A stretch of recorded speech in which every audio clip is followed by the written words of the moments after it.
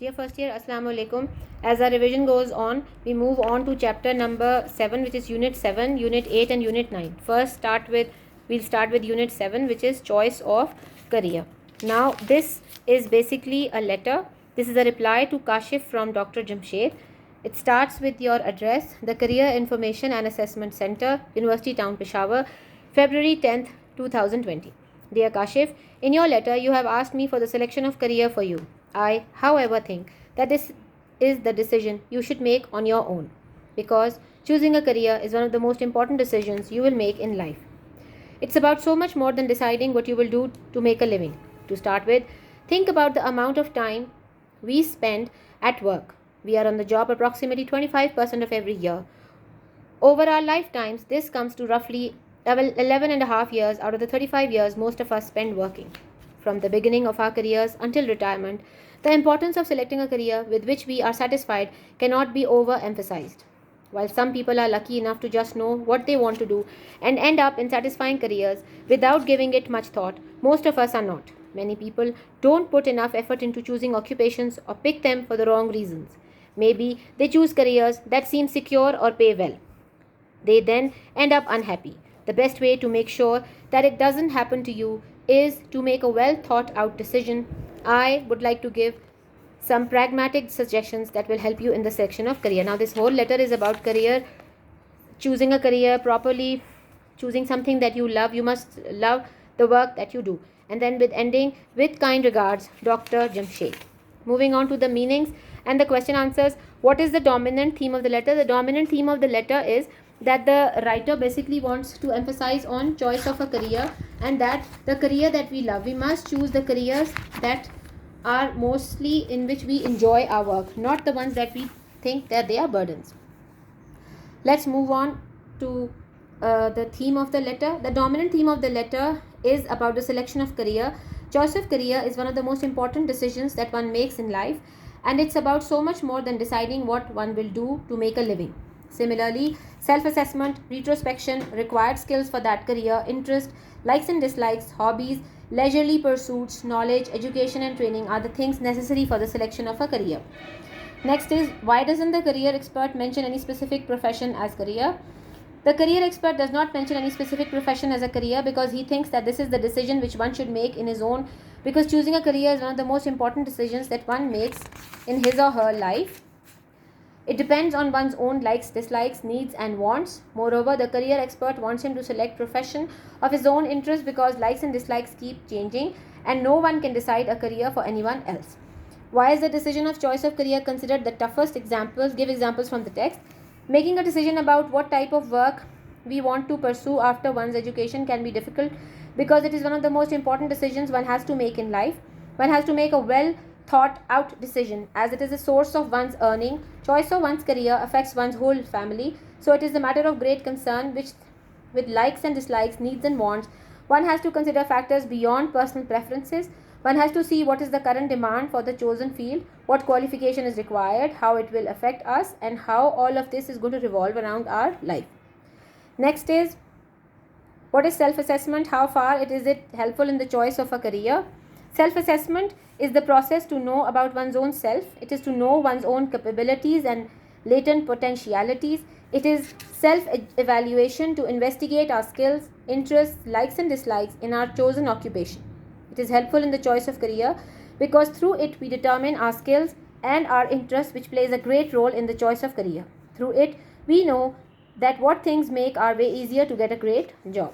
Next is the question. Summarize the text of the lesson and extract the main points of the process of career choice.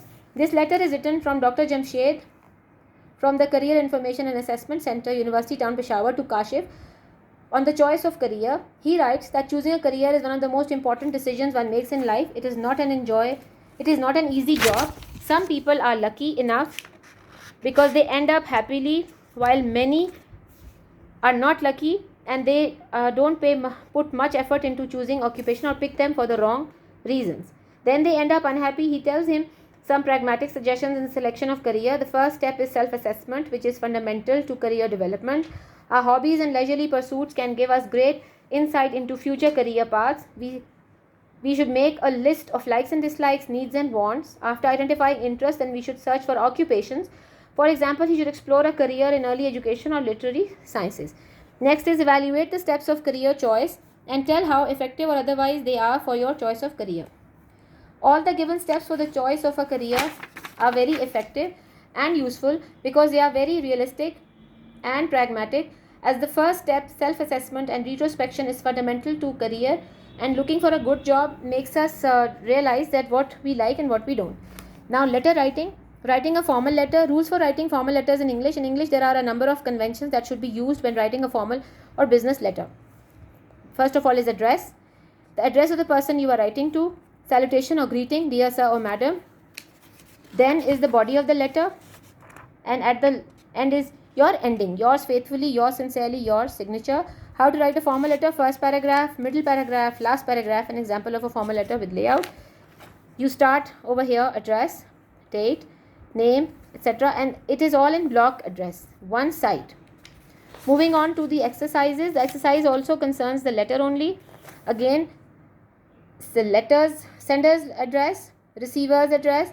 Dear Mr. Brar, I am writing to inquire about the possibility of holiday work with your company this summer. This is also a letter about career, right? The activities: write a letter to a company manager for the post of an accountant. Next is chapter unit number 8, the wasteland. This is a very interesting piece of work that American writer and critic Maria van Hamburg Mans appeals to the reader's conscience regarding observation and insight. She is known for her cautious writing, insightful observations of American life, pollution. Mans' main point in her work is to make us reflect how the human species is destroying Earth by throwing waste into the atmosphere. Through her detailed descriptions, the reader is able to picture how people's lack of consciousness and extreme indifference is tearing apart our world, for it is all contaminated as a result of men's actions. The author uses different literary devices such as repetition and questioning to emphasize on how it is that people throw waste with no consideration and morality. Furthermore, Maria Mans uses similes to portray the impact of contamination. About the author, this short essay is by the late author Maria Mans, 1904 to 1990, published in her book More in Anger in 1958 in the United States. Though forgotten today, Mans was one of the well-known writers, editors, and social critics of her time, and her words often took clear aim at the hypocrisy of life in the USA and the so-called American dream. Moving on to the essay, this is about how we are destroying our own land by throwing waste around and by creating dirt everywhere. This essay is basically a short essay. It has been written to inculcate in us what dirt is creating, what pollution is creating. What is the thesis statement of Mans' essay Wasteland? A thesis statement is one of the greatest unifying aspects of our essay. It summarizes the main points of the essay in a nutshell. It is expressed in a sentence or two. It is often placed near the beginning of an essay. The thesis statement of the Mans' essay is: what society is this that can afford to cast away 1,000,000 tons of metal and to make of wild and fruitful land a garbage heap? It suggests an obvious path for the development of the essay, that how human species destroying Earth by throwing waste into the environment and polluting the atmosphere. Next is: how many examples of waste does Mans cite? What do they have in common? Mans gives the examples of car, polybags, light bulbs, boxes and bottles as waste. They are washed by rain or flattened by wheels, and they are made up of such material that they cannot be buried in earth or destroyed. They are found everywhere on roadsides: grass, dirt, leaves, sand, mud, etc. Everything is destroying our beautiful earth. What purpose does Mans want to achieve? Does it work? Mans wants to attract the attention of the people towards the environmental pollution. This great piece of work appeals to the reader's conscience regarding pollution. Next is: in what way is Mans' essay persuasive and how does it differ from a formal argument? Mans' essay is highly persuasive and not a formal argument. Here her tone is persuasive as she immediately attracts the attention of the people by asking repeated questions, and everyone starts feeling guilty when she asks, who are these men who defile the grassy borders of our roads and lanes, who pollute our ponds, who spoil the purity of our ocean beaches. Next question is, in paragraph number 5, Mans writes, there will be one beach or one hill, one lane, one meadow, one forest free from the debris of man and the stigma of his improvidence. It is an accurate statement or exaggerated? Mans depicts a real picture of the society in which we live. Streets, towns and cities are full of harmful waste. Every place is littered with bottles, cans and boxes. Rivers, streams and lakes are choked off with the waste. The waste and despoilers are impoverishing land and its beauty. The harmful pollution is on the rise. No place is safe from contamination. If we don't take notice of these things and just go on destroying our land, the time is not far when the earth will look like a heap of garbage and not the place worth living for man. Therefore, it is an accurate statement, not exaggerated. There will not be one beach, one hill, one lane, one meadow, one forest free from the debris of man. Next question is, who is man's audience? What assumptions does she make of it? Man's audience is the people of the United States of America. As her words often took clear aim at the hypocrisy of life in the USA, she herself laments over the indifferent and heartless attitude of humans towards environment. She directs the attention of the people towards it. She expects the people will think about the beauty of nature, the wastes and deposits. Moving on, is man's argument based on emotion or factual evidence? Last question. Man's arguments are based on factual evidence. Through her detailed descriptions, the reader is able to picture how people's lack of consciousness and extreme indifference is tearing apart our world, for it is all contaminated as a result of man's actions. Then a question is that, why does Mans use such a short paragraph? Why does she not merge it with the longer paragraphs that follow? Mans uses different literary devices, such as there is a use of rhetorical device to emphasize as how it is that people throw waste with no consolidation and morality. She wants to awake the reader to the consequences of what they are doing to earth. She wants to make it rhetorical to draw the attention towards the subject. Now moving on to the exercises. Page number 80. Fill in the blanks with one of the following words: after, immediately, afterwards, before, now, finally, until, as soon as. Before going to sleep, I like to read for an hour.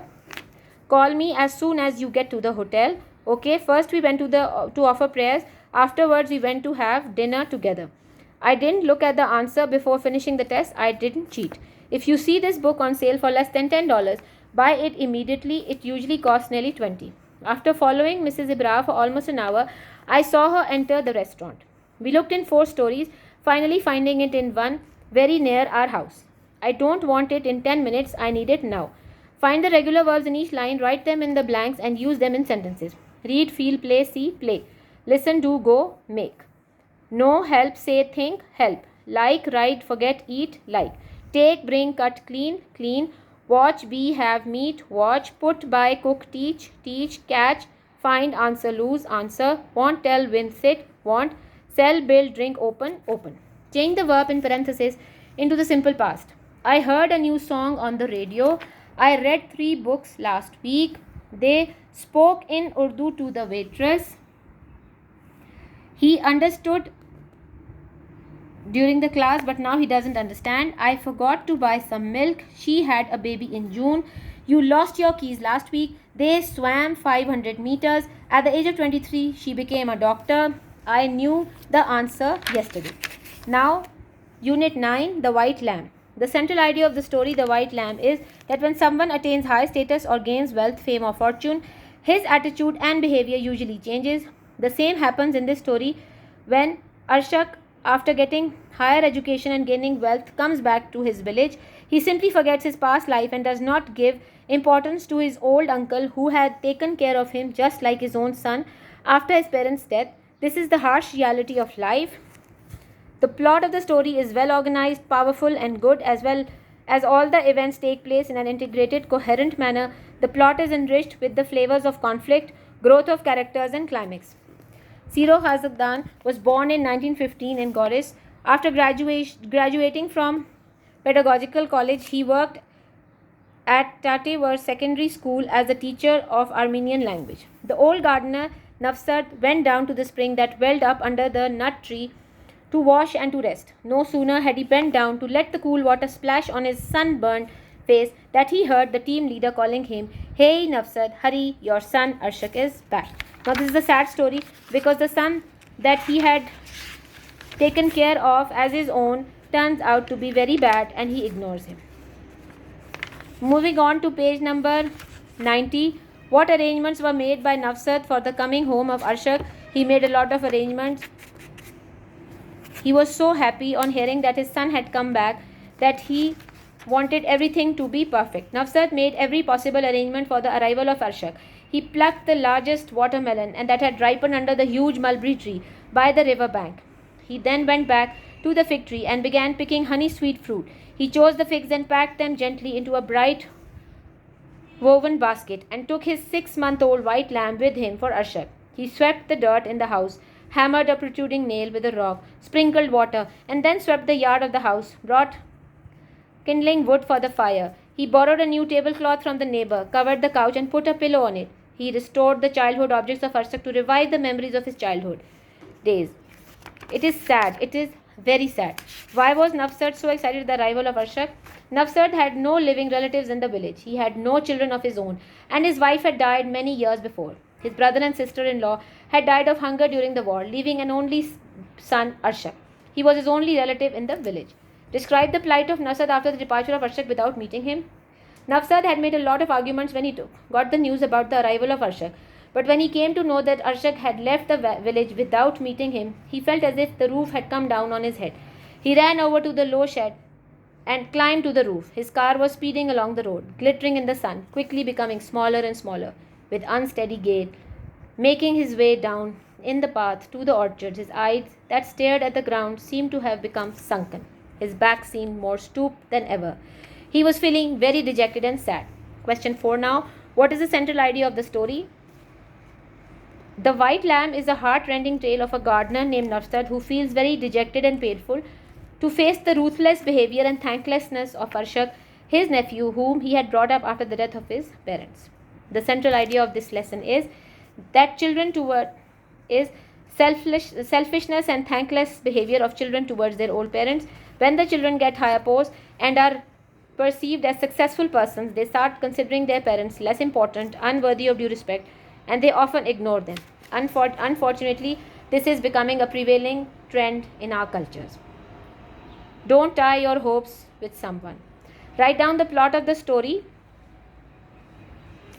The White Lamb. The plot of this simple story begins with the exposition of the main characters, the old gardener, Nafsad, and his son Arshak, and the setting is an orchard. The plot begins to unfold and the conflict starts when the old gardener Nafsad receives the news of his son's arrival in the village, and his heart is full of excitement, and this news fills him with a tremendous energy. The action flows smoothly and he goes to the valleys for meeting Arshak. He starts arranging things, preparing food, bringing the house in order, but unfortunately Arshak never comes. Is there any conflict in the story The White Lamb? If yes, how is it resolved? Nafsad's wait for Arshak is the major conflict in this story. This conflict is interwoven between expectations and responses. Nafsad expects Arshak will spend a lot of time with him there. The conflict is resolved when a neighbor tells him that Arshak has gone without seeing him. Now moving on to page number 91, vocabulary and grammar. Use the words in parentheses to form a new word to fill in the blanks. According to experts, the way you spend your free time is vital to your general happiness, and getting the right balance is very important. It goes without saying that physical fitness is the key. So everyone's leisure time should include some form of exercise. Ideally, something that you find enjoyable. Most people also gain satisfaction from doing something creative, such as painting, cooking, or gardening. However, not all your free time activities should be solitary, or you may end up feeling lonely. Companionship is also important to most people's sense of well-being, but you must find the right kind of social interaction. Membership in some groups, such as political parties, can simply lead to stress and frustration.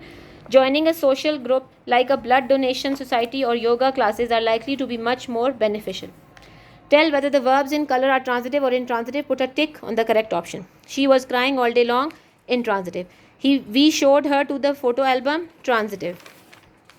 The doctor advised me to exercise regularly. Transitive. It was raining at that time. Intransitive. She laughed at the joke. Transitive. She gave a cookie to the child. Transitive. They slept in the street. Transitive. I ate the cherries, transitive. My father doesn't drink coffee, transitive. He always keeps his money in a wallet, transitive. Tell whether the verbs in the following sentences are transitive, intransitive. Then use these verbs in your sentences. Some ants fight fearlessly, intransitive. The explosion sank the ship, transitive. He spoke loudly, intransitive. Boil the water, transitive. The horse kicked the boy, transitive. The watchman blew his whistle, transitive. He took shelter under a tree, transitive. The bird sang sweetly, intransitive. The fire burns brightly, transitive. Birds fly in the sky, intransitive. Time heals all wounds, transitive. You surprise me, transitive. Do sit down, intransitive. I usually sleep well, intransitive. Let's eat something, transitive. Now, unit 7, 8 and 9 have been done. I'll send you the objectives in a little while.